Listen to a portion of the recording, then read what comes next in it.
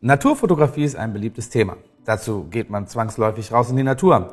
Wer aber einen eigenen Garten hat, kann diese Fotos auch dort schießen. Wir haben aus unserem Programm 3 Tipps für euch rausgesucht und die zeigen wir euch jetzt.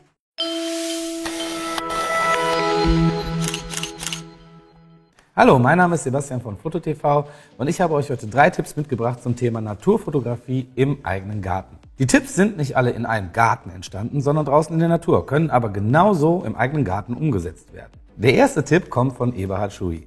Er zeigt euch anhand des Farbkontrastes, wie ihr eure Naturfotos etwas lebendiger gestalten könnt.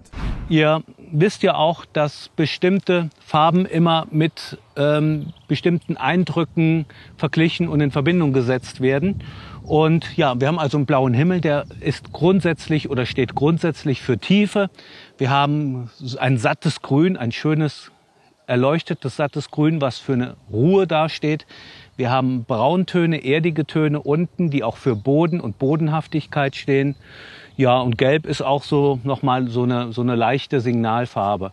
Also alle Voraussetzungen gegeben, mit Farben zu fotografieren. Ich bin jetzt mal hier an diesem Fleckchen stehen geblieben, weil wir hier diese Farben, von denen ich gerade gesprochen habe, wunderbar einfangen kann. Also wir haben unseren Untergrund, wir haben die gelben Blumen und wir haben im Hintergrund die grünen Tannen und den blauen Himmel. Und das verleitet dazu, ein ganz schnelles Foto zu machen, nämlich das Foto, dass ich aus der Hocke komme und hier einfach sage, ach, das ist alles so schön. Und ich fotografiere das mal. So, und jetzt schauen wir uns dieses Foto mal an. Ihr seht, ich habe im Vordergrund, die Hälfte des Bildes sind Untergrund und Narzissen. Dann kommt ein bisschen Grün und dann kommt etwas Blau. Und ja, die Narzissen sind natürlich so dominant, dass man schon ahnen kann, dass ich wohl auch die Narzissen fotografieren wollte.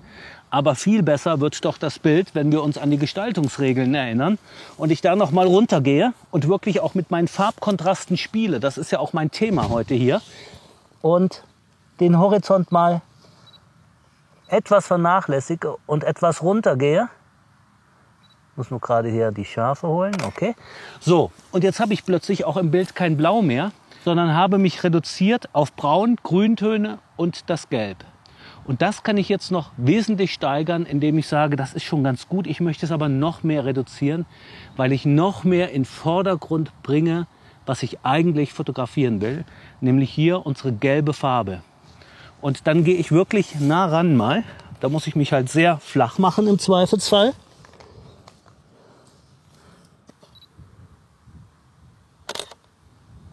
So, beispielhaft jetzt mal. Dieses Foto wäre schon ein Foto, wo ich die gelbe Blume auf die linke Seite, in diesem Fall circa in den goldenen Schnitt gestellt habe. Aus diesem Grund, weil die Blume von links nach rechts schaut. Also der Blütenkopf geht von links nach rechts. Und ich habe eine Position gewählt, dass ich hinten nur noch ganz wenig Horizont, ganz wenig Grün habe. Und im Hintergrund schon sehr unscharf die anderen gelben Blumen sind. Also ich habe hier mit den Farbkontrasten gespielt, indem ich wirklich sage, diese gelbe Blume ist dominante Farbe, Blickfang in diesem Bild.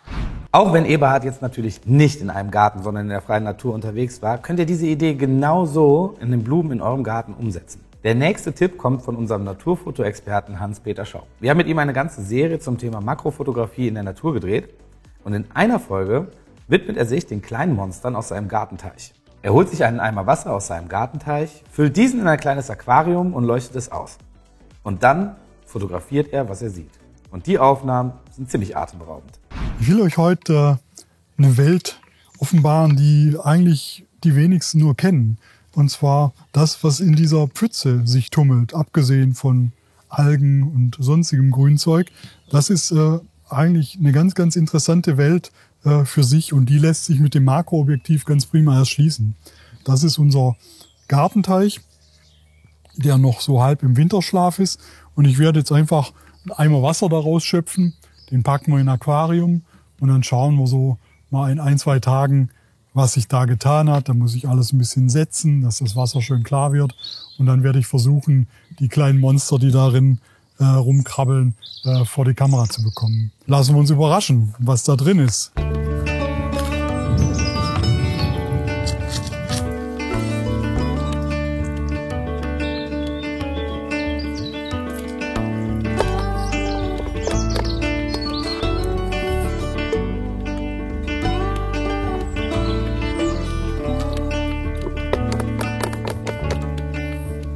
Das sollte reichen. Vor 2 Tagen habe ich aus dem Teich einen Eimer Wasser geholt und den in dieses kleine Aquarium gefüllt. Und jetzt hat sich's schön geklärt, das Wasser. Ich kann ganz viele kleine Tiere da drin erkennen. Und ich will euch jetzt zeigen, was man da alles entdecken kann. Das sind meistens Insekten, Insektenlarven, ein paar Kaulquappen sind noch drin, die da uns ins Netz gegangen sind. Der Aufbau für diese Art von Fotografie ist denkbar einfach. Ich benutze ein kleines Aquarium. Ich benutze einen Blitz, den ich von oben rein leuchte. Das werden wir gleich auch noch ein bisschen variieren, weil man kann natürlich den Blitz beliebig um dieses Aquarium herum positionieren. Ich benutze so ein LED-Panel, um Licht reinzukriegen, damit ich meine Motive überhaupt finden kann. Und das war's. Ich arbeite ohne Stativ. Ich möchte mich frei bewegen vor dem Aquarium, weil ich ja nie genau weiß, wo die kleinen Racker sich rumtreiben. Dieses Licht von oben reicht, es ist eigentlich komplett ausreichend, weil durch das Wasser wird natürlich das Licht auch nochmal gestreut.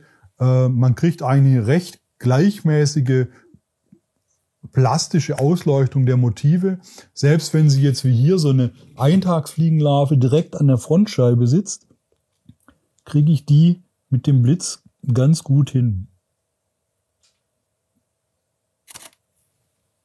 Ja, also es wird alles eigentlich sehr gleichmäßig ausgeleuchtet, weil da kommt so viel Power durch, das ist eigentlich kein Problem. Büschelmückenlarven, die sind so glasig durchscheinend, so Stäbchen. Wenn man Porträts von denen macht, dann kann es einem Angst und Bange werden, weil die echt wie so Aliens aussehen, also wirklich ziemlich schräge Wesen. Da unten, wie gesagt, war so eine Eintagsfliegenlarve. Da sind jetzt auch noch verschiedene Hüpferlinge, Rückenschwimmer, alles Mögliche tummelt sich da rum. Das ist nur ein kleiner Ausblick aus dem Film. Die Aufnahmen, die dabei entstehen, sind wirklich wie aus einer anderen Welt. Wenn euch solche Filme gefallen, dann haben wir ein tolles Angebot für euch. Registriert euch auf fototv.de, abonniert den Newsletter und wir schenken euch 5 Credits, mit denen ihr die ersten Filme aus unserem Programm direkt sehen könnt.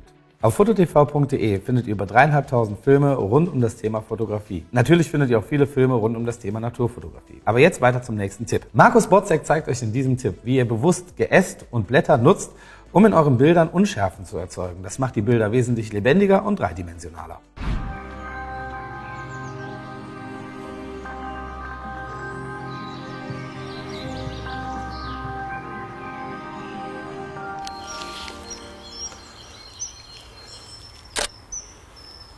Ja, wir haben jetzt da vorne mal keinen Reiher oder Kormoran, aber wir haben ein Eichhörnchen.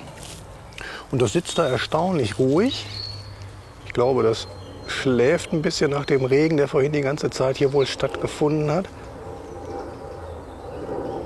Und bleibt sehr, sehr entspannt. Und wir haben wieder dieselbe Situation, dass wir sehr viel Blätter, Zweige davor haben. Aber die sind alle sehr fein, sehr dünn, die lösen sich sehr angenehm auf. Im Hintergrund haben wir auch noch viel Weiß vom Himmel, sodass es da so ein paar kleine Reflexionen gibt, dass wir da wirklich ein sehr angenehmes, schönes, verträumtes Waldbild machen können von diesem im Augenblick noch sehr entspannten, ruhigen, ja, ich glaube ein bisschen schläfrigen Eichhörnchen. Ich bin jetzt hier mit einer relativ offenen Blende. Ich habe 5,6, weil einfach das Objektiv dann seine beste Abbildungsleistung hat. Gleichzeitig ist aber 5,6 immer noch so, dass diese Blätter und Zweiglein weich gezeichnet werden, dass wir also diesen Effekt eines duftigen Bildes erzielen. Und mehr muss auch an Schärfe nicht sein. Und damit lösen wir alles schön auf. Ja, jetzt wird er agil. Putzig, kann sein, dass gleich die Session vorbei ist, aber es ist auch in Ordnung. Ja, und wenn Eichhörnchen einmal loslegen, dann halten die gar nicht mehr inne. So, ja, das Eichhörnchen ist jetzt wieder weg, das ist immer ganz klar. Das sind natürlich sehr agile Tiere, da hat man nicht immer so ganz lange diese Situation. Musste jetzt klappen, hat auch einigermaßen gepasst. Es waren auch 1, 2 Zweige, die nicht an der richtigen Stelle waren. Die hätte ich mir gerne anders gewünscht. Mehr Bewegungsfreiheit hatte ich aber nicht, um das auszumerzen. Trotzdem noch mal so eine ganz überraschende Situation mit dieser Thematik. Und gerade bei einem Eichhörnchen, was halt so ein Waldtier ist, da ist gerade da ja noch viel mehr als bei den Vögeln, die wir vorhin auf dem Wasser fotografiert haben, ist dieses durch etwas hindurch fotografieren, Unschärfen im Bild zu haben, Reflexionen vielleicht im Bild zu haben, passen ja viel mehr, weil das alles im Wald ja uns immer begegnet, bei jedem Schritt. Und dann ist es ja fast unnatürlicher, wenn wir versuchen, immer diese freigestellten Bilder zu bekommen, weil Wald ist ja nun mal undurchdringlich. Es ist etwas strukturreicher, es ist etwas Chaos und dann kann so etwas in Maßen in einem Bild eigentlich auch vorhanden sein. An diesen 3 kurzen Tipps seht ihr, dass es ganz einfach ist, im eigenen Garten kreative Naturfotos zu schießen. Natürlich sind nicht all diese Fotos im eigenen Garten entstanden, doch jedes Bild lässt sich im eigenen Garten genauso umsetzen. Die 3 Ausschnitte, die ihr gesehen habt, sind nur 3 kurze Ausschnitte aus Serien und Filmen von fototv.de. Kurzer Reminder: Registriert euch auf fototv.de, abonniert den Newsletter und wir schenken euch 5 Credits, mit denen ihr die ersten Filme direkt sehen könnt. Wenn euch das Video gefallen hat, abonniert den Kanal, liked das Video und aktiviert die Glocke, damit ihr kein Video in Zukunft von uns mehr verpasst. So, und ich gehe jetzt in meinen Garten und fotografiere ein bisschen. Viel Spaß, bis zum nächsten Mal.